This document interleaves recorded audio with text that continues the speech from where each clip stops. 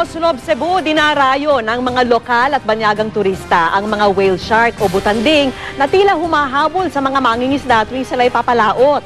Nag-aalala po naman ang isang grupo sa posibleng masamang epekto ng paraan ng pakikisalamuhan ng mga tao sa mga butanding.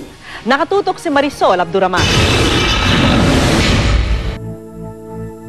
Naging viral sa internet ang larawang ito, kung saan makikita ang abot kamay ng pinapakain ng mga mangingisda ang isang butanding. At hindi raw ito kuha sa Donsolsor, Sogon, Bagcos sa Oslob, Cebu. Mula Mactan International Airport sa Cebu, 3 oras ang biyahe papuntang Barangay Tanawan sa Oslob.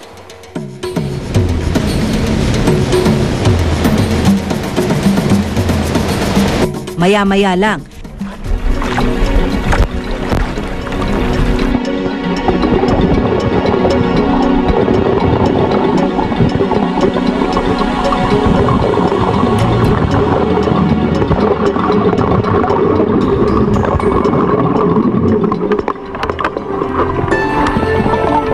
at dito personal kong nasaksihan kung paanong ang mga tuki, tila mga sanggol na nakanganga na nanghihingi ng pagkain sa mga mangingisda.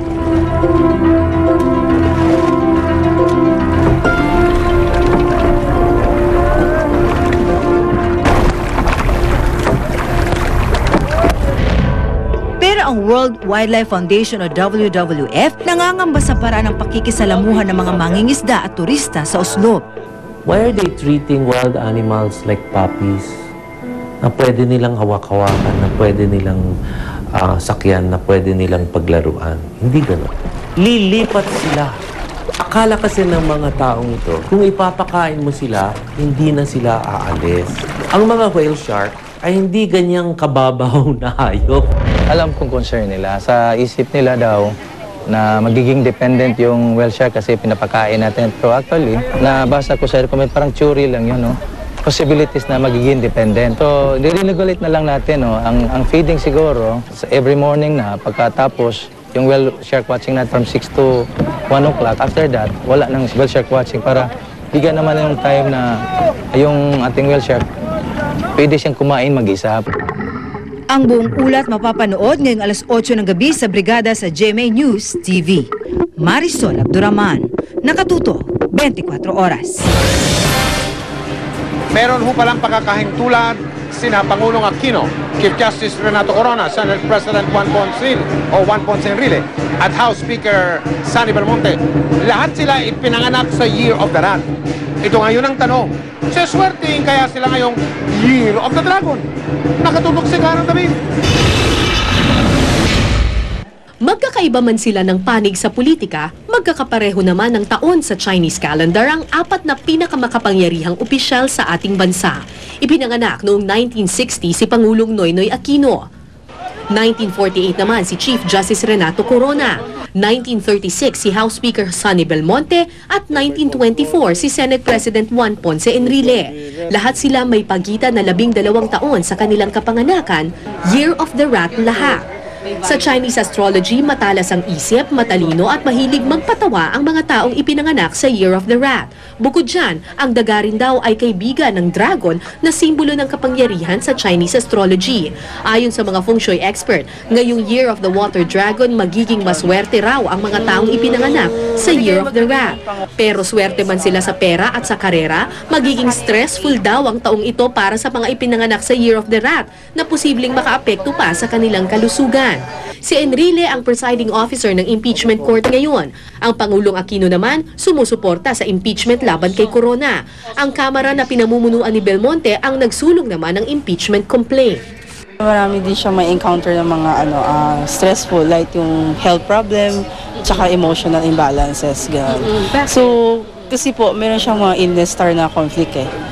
Bukod sa Year of the Rat, buenas din daw ang taong ito para sa mga ipinanganak sa Year of the Rooster at Monkey na parehong kaalyado ng dragon. Ang ipinanganak naman daw sa Year of the Dog ang pinakamalas dahil kaaway daw ito ng dragon. Pero paalala ng mga feng shui expert, gabay lamang ang mga ito at hindi ito ang tanging nagdidikta ng ating kapalaran. Pagsusumikap, paggawa ng maganda sa kapwa at pananampalataya sa Diyos pa rin daw ang tunay na swerte ng bawat nilalang. Cara David, nakatutok 24 oras.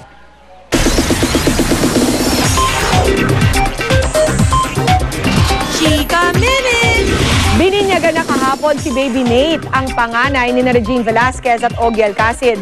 Ang mga ninong at ninang, pawang mga sikat. Ang chikatid ni Nelson Cadla. 10 pares ng ninong at ninang ang pinili ni Regine Velasquez at Ogie Alcacid para maging ikalawang magulang ng kanilang uniko iho na si Nathaniel James. Ganap na alas 4:30 kahapon, bininyagan si Baby Nate sa Don Bosco Church sa Makati. Unang dumating si Congressman Manny Pacquiao, ngunit hindi nito kasama ang kanyang asawa na si Jinky. Ninang din kasi ang asawa ng pambansang kamao. Salamat sa pagkuha sa akin bilang ninong sa anak nyo at siyempre dun sa bata naman na paglaki, gagawin ko ang tungkulin ko bilang pangalawang magulang niyang anak niya na i-correct at itama ang daan na tinatahak ng bata. At siyempre kailangan marunong magdasal at may takot sa Panginoon. Isa-isa namang nagdatingan ang iba pang mga ninong at ninang kasama na dito sina Senator Bong Revilla, si Dingdong Dantes, ang musical director na si Raul Mitra, at si GMA President and COO Gilberto Duavit Jr. Para sa akin, it's my responsibility to constantly give him reminders ng kanyang pagiging katoliko. And para sa akin, the best gift, sabi nga ni Father, is to always find the best in every person. At para sa akin, to always want to do the right thing. Ang gwapo ni Nate. He's very, very cute. Congratulations, and may Nate always be blessed with good health and happiness, and may he grow up to be a credit to his fine parents, Ogie and Regine.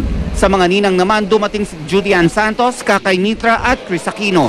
Pwede niya akong maasahan, and I'm just so grateful kay Ogie at kay Regine that they chose me to be a part of this very special occasion. Ninang din ang dating asawa ni Ogie na si Michelle Van Imren Morrow, pero wala ito sa bansa kaya hindi ito nakarating. Labis namang nagpapasalamat ang mag-asawang Ogie at Regine sa suporta ng lahat, lalo pat lumalaki ng malusog ang kanilang baby. Inamin ng mag-asawa na may ilang mga kumpanyang kumukuha kay Baby Nate para maging endorser, pero hindi pa muna raw ito papayagan ni na Ogie at Regine.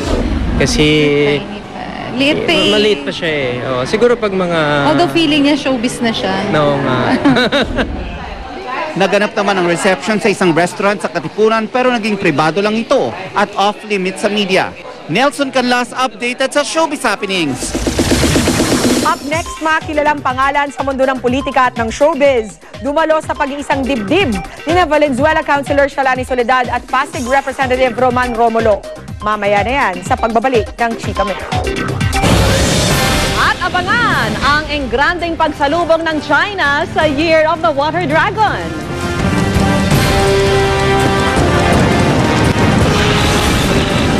Exclusive ang panayam sa misis ng aktor na si Juan Mig Bondok, nakadopo ni Rachel Vice sa The Bourne Legacy. At Katy Perry, muling pinasaya ang Pinoy fans nang mag-concert sa bansa. Walang patid na pagtuto dito sa 24 Oras.